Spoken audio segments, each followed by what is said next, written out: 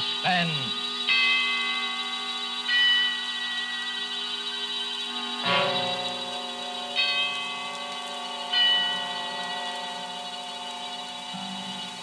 This is the Man in Black, here again to introduce Columbia's program, Suspense. Our distinguished stars tonight are two of the world's acknowledged masters of the art of suspense. They are Mr. Charles Laughton and Miss Elsa Lanchester. Mr. Laughton, who will soon be seen in the Metro-Goldwyn-Mayer picture, The Man from Down Under, is here to play a remarkable character created by England's noted thriller author, Agatha Christie. A mild-mannered character whose initials were ABC, and about whom revolved a series of savage murders, all neatly and alphabetically arranged. ABC was stamped upon all his belongings, those being his rightful initials. And ABC was stamped, too, upon the large railway timetable he always carried. But there was nothing so odd about that detail, since no traveler in the British Isles would dream of planning a journey without consulting this famous railway schedule, the ABC. And so, with the ABC Murders by Agatha Christie, written for radio by Robert Tallman and William Spier, and with the performance of Charles Laughton, we again hope to keep you in suspense.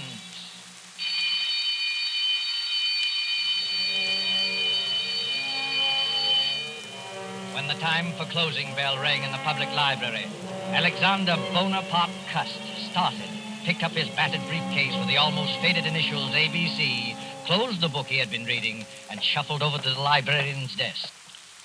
It's a most interesting book, librarian. I should like to come back sometime and read another chapter of it, if I may. Quite. Yes, Mr. Clark. Can I help you, sir? No hurry. Well, I'll be going along now. Thank you. The rum little chap, that. What do you think he was reading? Studies in epileptic somnambulism. Medical stuff, eh?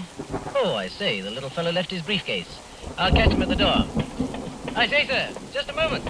You left something. Oh, dear, it's my briefcase. I'm terribly sorry. I seem to be getting more and more forgetful lately. Why, only the other day I left it on the counter in a tobacco shop. Lucky you have those initials. Not many people with the initials ABC sticks in your mind. What do you mean by that, sir? Well, after all, they're the first three letters of the alphabet. Practically the first thing we learn, you know, isn't it? Our ABC. Don't mention those letters to me. They brought bad luck to me in more ways than one. Really? How's that? Well, I used to be a travelling salesman, and I used to carry one of those railway timetables in my pocket, the threepenny kind, in which they list the towns and all the railroads alphabetically. Oh, of course. Printed right on the cover, isn't it? Hey. ABC. Yes, that's right. So, well, stockings was my line, sir. I did door-to-door selling. Whenever I finished one town, out would come that timetable, and I'd look up the next stop on my route. I got sick of the sight of that ABC railway guide, I can tell you, sir. It was like a symbol of failure to me. One dingy little town after another, and all listed in that railway guide with ABC printed on the cover. My own initials staring out at me from every newsstand and every dirty little railroad station in the Midlands. Oh, come on. It couldn't have been as bad as all that. Matter of fact, I never noticed it till I began to get the headaches. Oh, you suffer from headaches? Yes. Have you seen a doctor about it? Oh, no. I wouldn't want to see a doctor about it. I already know what brings them on. Well, if you'd rather not talk about it... Oh, no, it isn't that at all, sir. It was just such a long time ago. During the last war, in fact, Chateau Theory. Chateau Thierry. I say, what a coincidence. I was in the thick of that myself. Well, yes, we must get together for a drink one day, talk over old times. Franklin Clark is my name. Oh, I'm pleased to meet you, Mr. Clark. My name's Cust. Alexander Bonaparte Cust. Well, they must have expected great things of you, giving you a name like that. I'm afraid they did, Mr. Clark, yes. I'm very much afraid they did.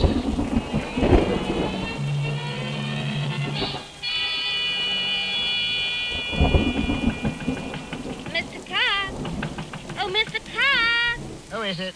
It's me, Mr. Cust. I've brought you up a spot of tea. Oh, it's you, Miss Marbury. That was very thoughtful of you. Oh, nonsense.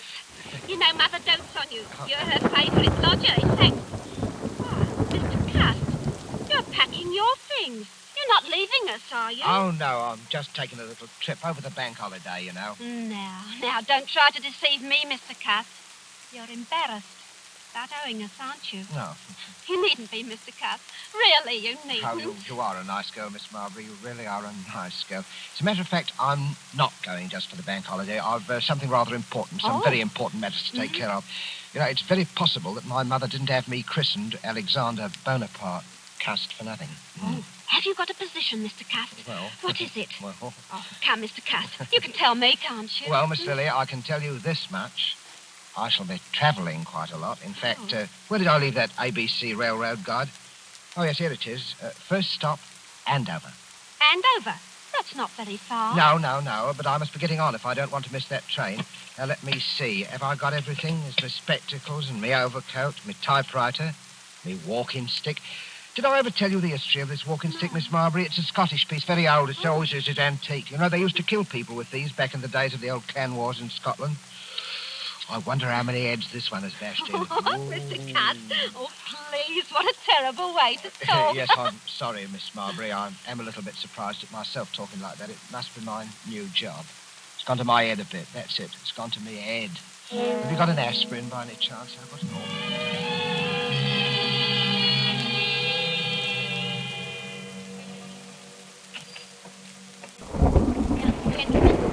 What'll it be? Packet of goldfigs for me. Yes, sir. And the other gentleman? 3 Havanas, the shilling cigars. Havanas? You gentlemen must be up from London. That's right. Is that your name on the window of this shop? That's right, sir. Olivia Asher. Been in business right here in Andover and right here in St. Andrew's Place for 20 years. And all A's. Andover, St. Andrew's Place, and Asher. Funny, ain't it? Never so much as crossed my mind before. Well, Mrs. Asher, we're from Scotland Yard. We have reason to believe there may be a homicidal maniac at large in Andover. God, blimey. We don't want to frighten you, Mrs. Asher. For all we know, this may be just a practical joke. You see, we received an anonymous letter, typewritten, and signed ABC. ABC? This murderer, if there's anything in his story, is planning a series of murders. His mania seems to be centered on the alphabet. If he follows his plan through, his first murder will be committed in Andover, and the victim will be a person whose name begins with an A. The Lord help me, sir. You don't think... We don't think anything. Scotland Yard has taken its precautions. Oh, a woman takes a terrible chance. There's probably nothing to be alarmed about, but it won't hurt to keep a sharp lookout. Who's next on your list, Mackenzie? Next is Arthur Atwood. All right. Let's be on our way, then. Good day, madam. Don't worry. Thank you, sir. And good day to you, sir. A murdering lunatic in Andover, of all places. Yes, sir. What'll it be for you, sir? These? That'll be 1 and 6, sir. I said that'll be... Oh, no!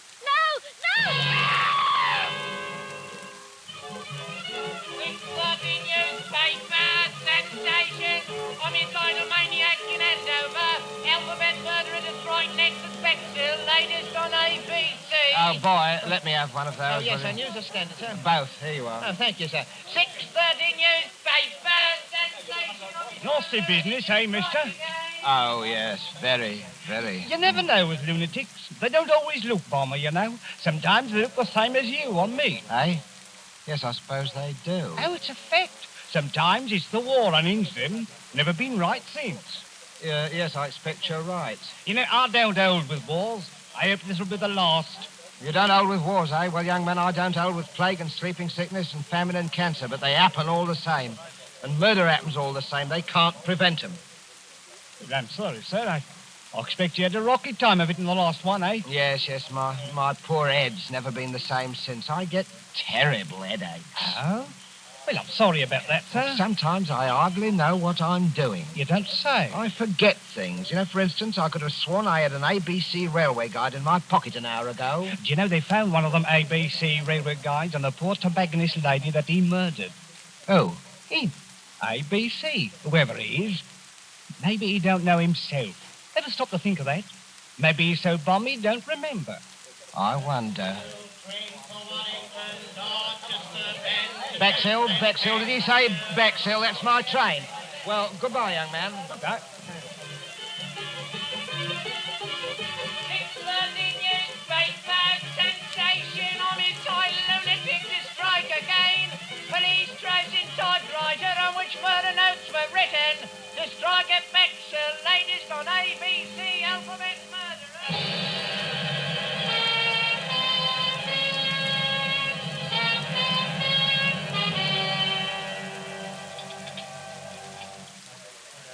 Your order, sir? Well, I don't think I'll have the ham. I had ham for breakfast. Yes, I think I'll have the mutton pie. 1 mutton pie.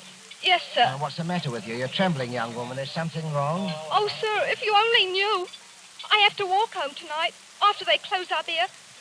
And there ain't hardly a light in Benson Terrace where I live. Benson Terrace in Bexhill? Yes, sir. You're afraid of the ABC murderer, aren't you? He follows the alphabet, don't he? That was the way he done in Andover. Aye. And does your name begin with a B? Barnard's my name. Mary Barnard. Oh, dear me, Miss Barnard. Well, I don't like to appear forward. Well, anyway, I'm old enough to be your father.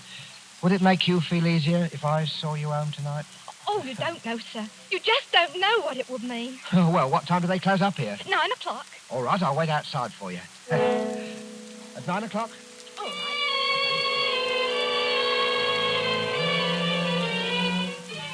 Ladies, waitress brutally murdered in Bexhill. ABC strikes again. Here you are, sir. Scotland Yard receives third murder note. Alphabet murderer to strike again in Cheston. Here you are. Yes, sir? Third class, single, to Cheston.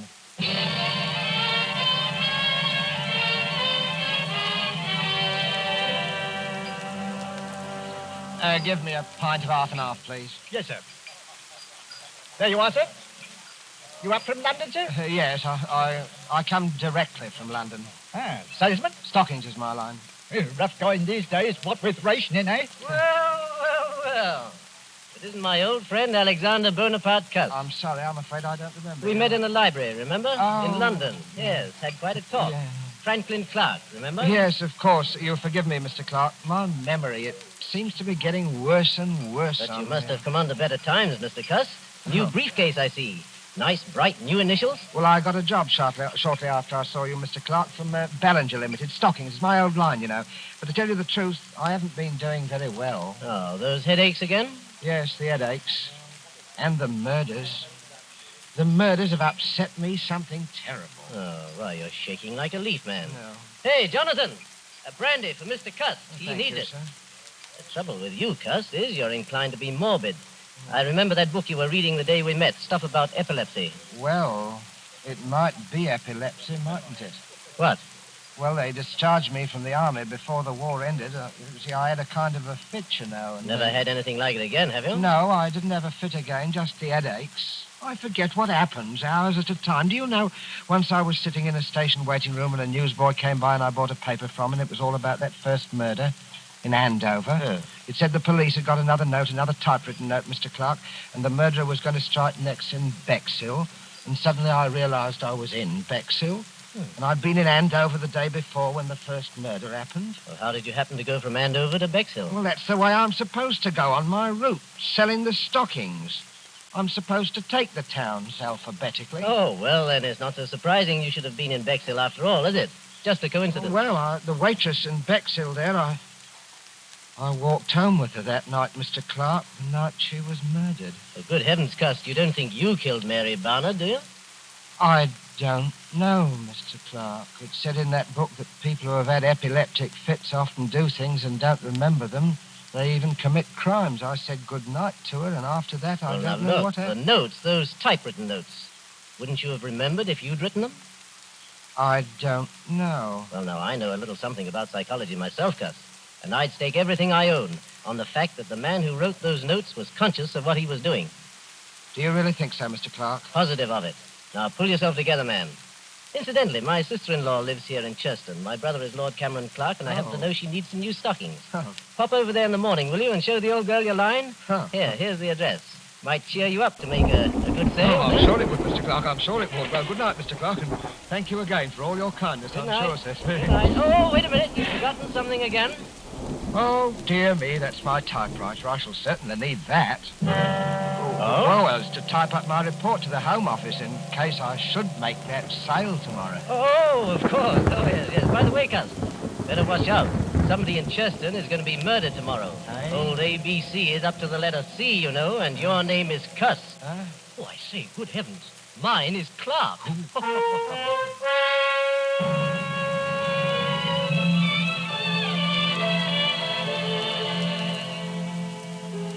Well, thank you again for your generous order, Lady Clark. I hope you'll be pleased. This line of woolen lined stockings is one of Ballinger's best buys right now, Lady Clark. My brother-in-law told me that you'd had some unfortunate times lately, Mr. Cust. Yes. But I really did need the stockings, and I should Hello be again, Cuz. Hello, I've sir. been stuffing myself with bacon and eggs. Make a sale, old boy? Oh, yes, Mr. Clark. Thank you very much. Good, good. Louise is filthy with money, and her ladyship's legs are in constant need of recovering. Oh, I wouldn't say that, Yes, sir. really. She wanted the stockings. Well, thank you very much, my lady. I hope I shall have the privilege of serving you again next year. Goodbye, Mr. Cust, and good luck. Cheerio, Cuz. Such a nice little man, Franklin. He's a bit off his nut, I'm afraid. Last night he tried to convince me that he was the ABC murderer. His initials, you know. He has minor lapses of memory. That little man a murderer? Oh, really, Franklin. Good Lord, what was that? One of the maids. Where's that girl? What's going on? In the master's bedroom, milady. You better go with her, Mr. Franklin. Brothers, whatever are you doing here? Oh, my lady, the master, Lord Clark, is being murdered. Stabbed with a knife. He's all over blood. Murder? Oh. Good heavens. Why, look there on the floor. A railway guide, an ABC. Take me out of here, Franklin. Oh, Louise, I'm sorry you had to see this. Oh, Cameron. My poor Cameron. Who never made an enemy in his life. The man who did this was a maniac. And I'm afraid I know who he is. He always carried a walking stick with a heavy carved handle. That's how the other murders were committed, with a heavy stick. But he wasn't carrying his stick today. Must have grabbed a knife up there somewhere to kill Cameron with. But when? Were you with him every minute? Well, I went upstairs to get my checkbook. It took me a little while to find it. That gave Cust his opening. Oh, to think that all that time. Oh, no. No, I'll never forgive myself, No, Franklin. none of that now, Louise. The important thing now is to stop him before he can commit another murder. But what are you going to do, Franklin? I'm going to the police and see if they'll let me help. Let's have a look at this ABC railway guide he left beside poor Cameron. Look here. All checked. See there? Andover, Bexhill, Churston. Each with a check mark after it. No. Oh, where's the next one? See? See London. He's through with ABC, he's gone home, and I'm going after him.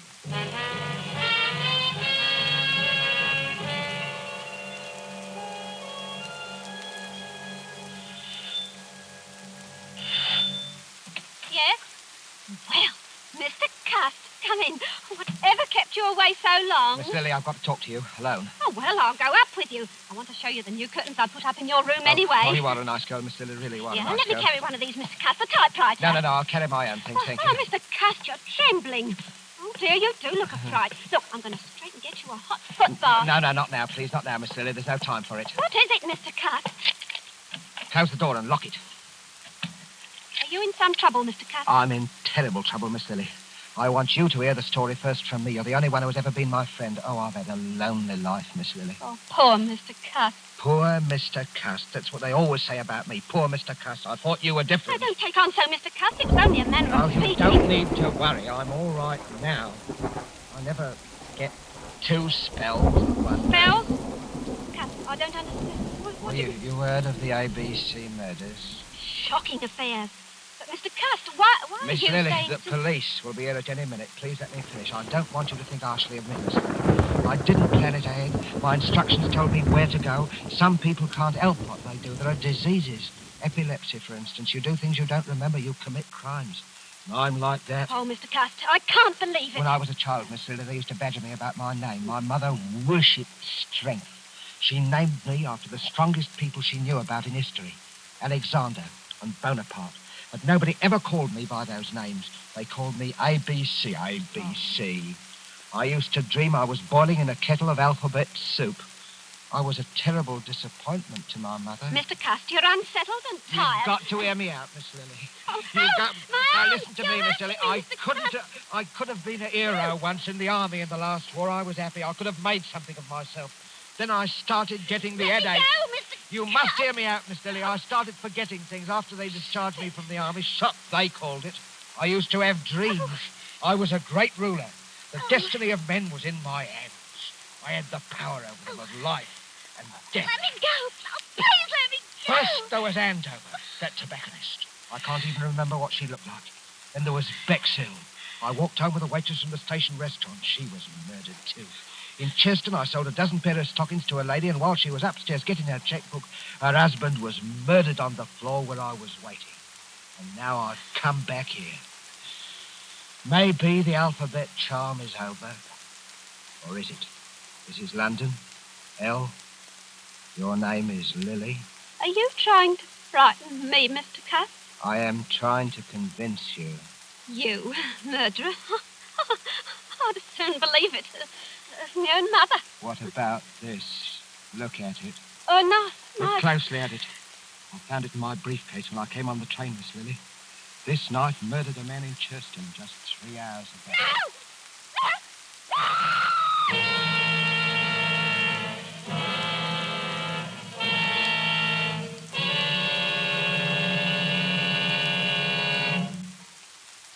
There, Miss Marbury, don't take on so. He's all handcuffed pretty as you please in the next room. But he was such a nice man. I still can't hardly believe it. Is this the knife he threatened you with, Miss Marbury? Yes. We just got here in the nick of time, eh, Groom? Hey, that's a wicked-looking knife. It's the Churston murder knife, right enough, Mr. Clark. No doubt of it. Well, let's take inventory. Typewriter. Checks with the murder notes. Walking stick. Same markings as on the heads of the first victims. And the psychiatrist's report says the murders were premeditated and the notes could not possibly have been written except by a person who was conscious and in his right mind. Well, that breaks down any idea Cust may have had of entering an insanity plea. Right. I think he'll sign the confession without any difficulty. Bring him in. Bring the prisoner in. Well, Cust, are you ready to sign your confession? I don't know, Inspector. A moment ago I was certain I must have done it. But why? That's what worries me. Why? Mr. Clark, why do you think I did it? You're wasting valuable time, Cust. I don't care why you did it. You killed my brother, and I want to see you hang for it. I don't care how balmy you are. You ought to be ashamed of yourself, talking to our Mr. Cuss in that bloodthirsty manner. I don't know what's getting into the gentry, I'm sure. He tried to murder you, didn't he? Well, he couldn't help himself, poor thing. He's been terribly upset of late. You are a nice girl, Miss Lily. You are a nice girl. Really. The murders were willful and premeditated. They couldn't have been premeditated, Mr. Clark. Why do you say that, Cust? Well, because I didn't go to any of those places of my own choice. I had my instructions from Bellinger's Limited. And those instructions were sent to me after the police got the warnings of the murders that were printed in the papers. There never were any such instructions. We ransacked all your things, Cust. There wasn't any letter of instructions, was there, Inspector? No. Oh, yes, there was. All right, we'll ring up Ballinger's. May I use your telephone, Miss Marbury? Why, certainly, Inspector. The number is Regent 3313, Inspector. Oh.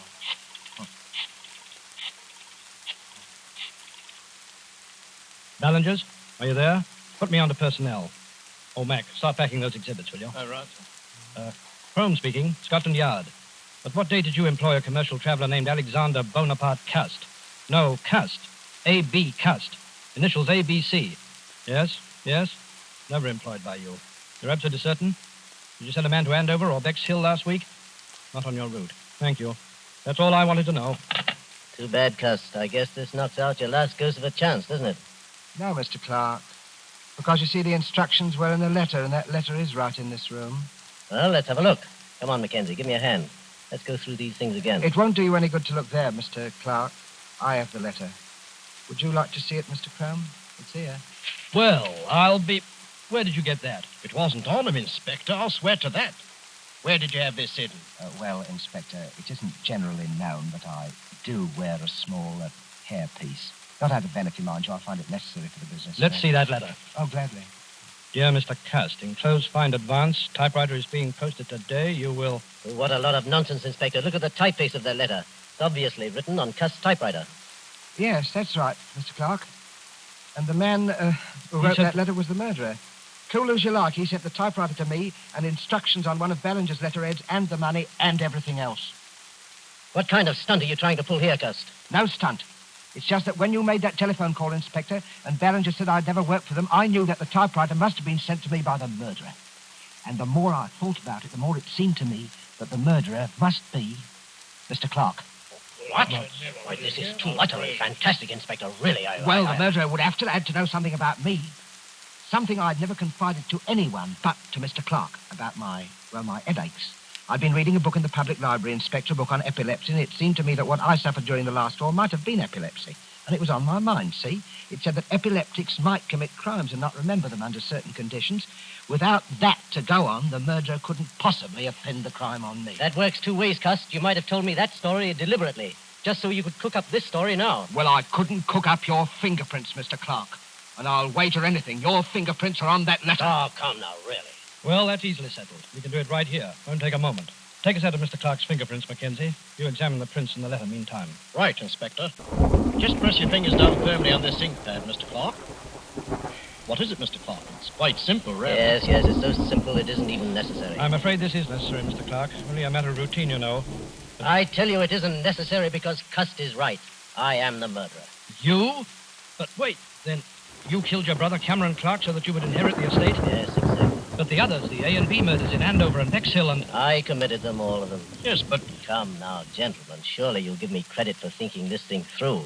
If only my brother Lord Clark had been murdered, I, being the only heir, would have had a lot of explaining to do.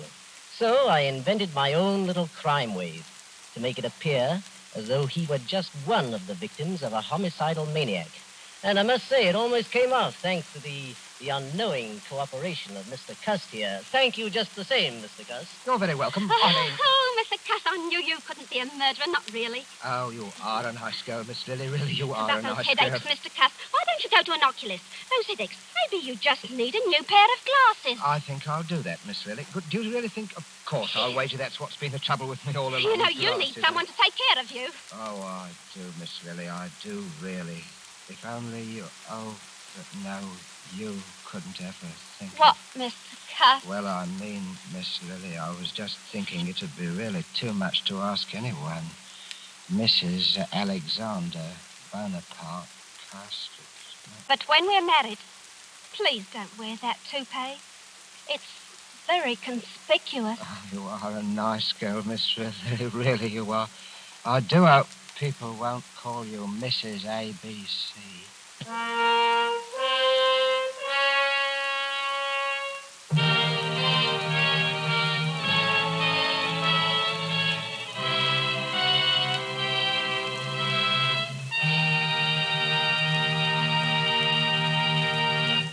And so closes the ABC Murders, starring Charles Laughton with Elsa Lanchester and Bramwell Fletcher. Tonight's tale of Suspense. This is your narrator, the Man in Black, who conveys to you Columbia's invitation to spend this half hour in suspense with us again next Tuesday, when Agnes Moorehead will return to our stage as star of the suspense play called She Overheard Murder Speaking.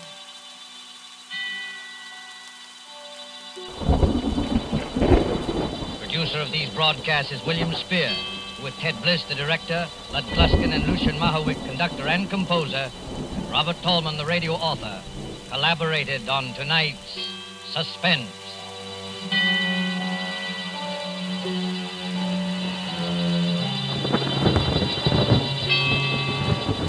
This is the Columbia Broadcasting System.